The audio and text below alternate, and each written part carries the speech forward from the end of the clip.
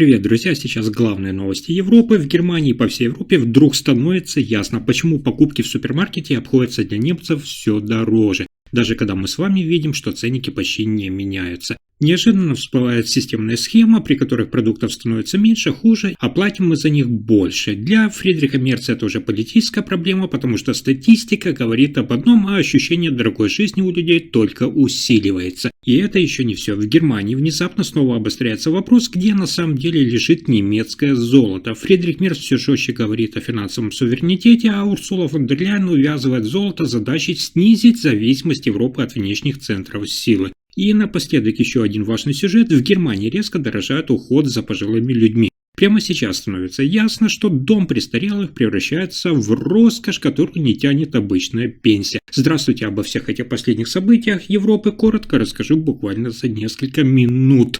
Итак, в Германии и по всей Европе покупатели все чаще сталкиваются с ситуацией, когда цена в супермаркетах вроде бы стоит на месте, но денег уходит больше. Причина – это скрытое подорожание продуктов, которое в Германии уже называют системной проблемой. Речь идет о так называемой шринкфляции. Сразу для вас объясню, чтобы вы понимали, что это когда упаковка выглядит привычно, а внутри становится меньше товара. Цена на полке почти не меняется, но фактически покупатель платит больше за каждый грамм. Один из самых обсуждаемых примеров в Германии – это шоколад Милка. Вес плитки сократился со 100 грамм до 90 грамм, а цена выросла почти до 2 евро. В перерасчете на 100 граммов рост оказался двухзначным, хотя на полке это сразу не бросается в глаза. Подобные изменения происходят с хлопьями, печеньем, готовыми соусами, йогуртами, то есть практически во всех категориях продуктов, которые покупают немецкие семьи. Я думаю, что вы и сами такое неоднократно замечали на полках супермаркетов. Параллельно с этим распространяется и другая схема – это скимфляция. В этом случае объем упаковки остается прежним, но состав становится дешевле. Например, меньше какао, больше заменителей, проще ингредиенты. Формально цена не растет, но качество падает, а покупатели получают совсем другой продукт за те же деньги. Для Германии эта тема стала политической. Потребительские организации напрямую говорят о манипуляции вниманием покупателей. В Европе уже звучат требования обязать торговые сети и производители указывать на полках, что товар стал легче или изменился по составу. В Австрии такие правила уже действуют, а вот в Германии этот вопрос обсуждается на уровне федерального правительства. Канцлер Германии Фридрих Мерц сталкивается с растущим недовольством внутри страны. Официальная инфляция, как мы знаем, снижается, а ощущение дорогой жизни никуда не уходит. Именно шринкфляция и скимфляция объясняют, почему статистика и реальный опыт покупателей в Германии расходятся. Люди видят знакомые цены, но корзина в супермаркете становится все дороже. В Брюсселе сегодня тема тоже на столе. Глава Европейской комиссии Урсула фон дер Ляйен уже получает обращения от потребительских союзов из разных стран Европы с требованием единых правил прозрачности. Для Европейского союза это вопрос доверия, то есть покупатель должен понимать, за что именно он платит, особенно на фоне разговоров о поддержке домохозяйств и борьбы с ростом стоимости жизни. Производители в Германии и Европе оправдываются ростом цен на энергию, логистику и сырье, но для покупателей это слабое утешение. Ведь мы-то с вами умные люди и понимаем, что в реальности шринкфляция стала способом переложить издержки на людей незаметно, то есть на нас с вами, без открытого повышения цен. Пока политики спорят о регулировании, единственная защита для потребителей в Германии – это смотреть на цену за килограмм или за 100 граммов, а не на крупную цифру на ценнике.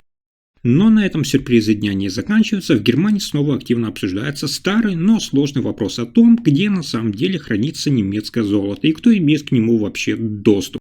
Я напомню, что почти 37% золотого запаса Германии, а это более 1200 тонн, до сих пор хранится в Соединенных Штатах Америки, в хранилищах Федеральной резервной системы в Нью-Йорке. Формально это собственность Бундесбанка, но физически металл находится за океаном, вне прямого контроля Берлина. Исторически это объяснялось очень просто. После Второй мировой войны Германия зарабатывала валюту экспортом. Расчеты шли в долларах, а Нью-Йорк был центром мировой финансовой системы. Тогда никто не говорил о санкциях против союзников и о блокировке активов разных стран. Сегодня эта логика все чаще становится под сомнение. После ограничений на использование резервов в ряде стран доверие к международной системе хранения заметно снизилось. В Германии все чаще обсуждается, как изменится доступ к золоту в случае изменения международной обстановки и условий сотрудничества. Примеры последних лет показали, что финансовые правила могут достаточно быстро пересматриваться. Канцлер Германии Фридрих Мерц открыто говорит о необходимости финансового суверенитета. Для него золото – это последний резерв на случай серьезного кризиса. В Брюсселе ту же линию продвигает Урсула фон дер Ляйен, увязывая тему золота с более широкой задачей, то есть снижением зависимости Европы от внешних центров силы, включая и финансовые. Я хочу вам напомнить, что у Германии уже есть опыт болезненных решений. Например, в 2010-х Бундесбанк начал возвращать часть золота из Соединенных Штатов Америки и Франции. Тогда процесс шел медленно, партиями под жестким контролем. Даже этот ограниченный шаг вызвал активное обсуждение на рынках и в политической среде. По сути, сегодня спор идет о доверии. Золото, вы знаете, это страховка на случай, когда доверие исчезает. И чем больше в мире торговых споров и экономических разногласий, тем чаще в Германии и Европе поднимается вопрос о надежности хранения стратегических резервов за пределами Европы. А дальше еще есть важная новость. В Германии содержание в доме престарелых окончательно перестало быть посильным для обычного пенсионера. С 2026 года люди, которые впервые попадают в стационарный уход, платят в среднем больше 3200 евро в месяц из собственного кармана. За год рост составил около 260 евро. Для многих это означает минус вся пенсия и еще долг. Причина проста, в то же время достаточно строгая. Уход дорожает быстрее доходов. Работников по уходу не хватает, зарплаты растут, учреждения перекладывают расходы на жильцов. Страхование по уходу покрывает лишь фиксированную сумму, остальное оплачивает сам человек. Питание, проживание, коммунальные расходы, ремонт зданий – и все это включено в счет.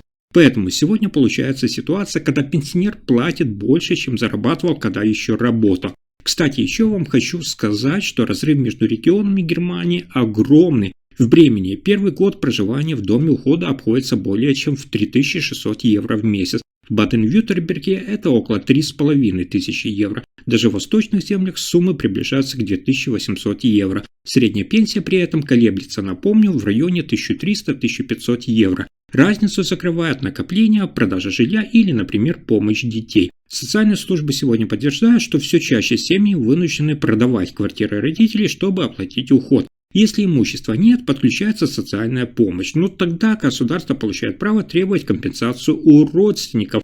Для среднего класса это может обернуться финансовой нагрузкой на длительный срок. Эксперты по социальной политике прямо говорят, что на сегодня модель страхования по уходу в Германии больше не справляется. Она создавалась, напомню, в 1990-х годах, когда людей старше 80 лет было заметно меньше. Сейчас страна стареет быстрее, чем система успевает перестраиваться.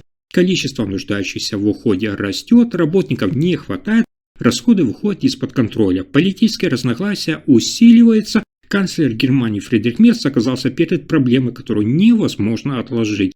Любое решение бьет по бюджету, повышение взносов, например, раздражает работающих, доплаты из федеральной казны, наоборот, увеличивают дефицит, передача расходов самим землям вызывает сопротивление региону. Пока идут споры, счета для пожилых продолжают расти. В Брюсселе тему тоже не игнорируют. Глава Европейской комиссии Урсула фон дер Ляйен прямо указывает на демографию как на один из главных рисков для Европы. Старение населения и нехватка персонала по уходу становятся общей проблемой, и Германия здесь, конечно же, не исключение, а предупреждение для остальных стран. История уже показывает, к чему это ведет. Помните, как в начале 2000-х уход в доме престарелых считался крайней мерой. Сегодня он превращается в финансовое испытание даже для тех, кто всю жизнь платит взносы и налоги. Если политика Мерца не изменится, следующим последствием может стать снижение уровня жизни пожилых и рост нагрузки на семьи трудоспособного возраста. Таким образом, сейчас выбор у государства остается довольно-таки узким: либо радикально менять финансирование ухода, либо признать, что достойный уход в пожилом возрасте в Германии становится все менее доступным. На этом пока все. Вы слушали последние новости Германии. Если информация оказалась полезной, ставьте лайк, подписывайтесь на канал и делитесь видео. Спасибо за просмотр.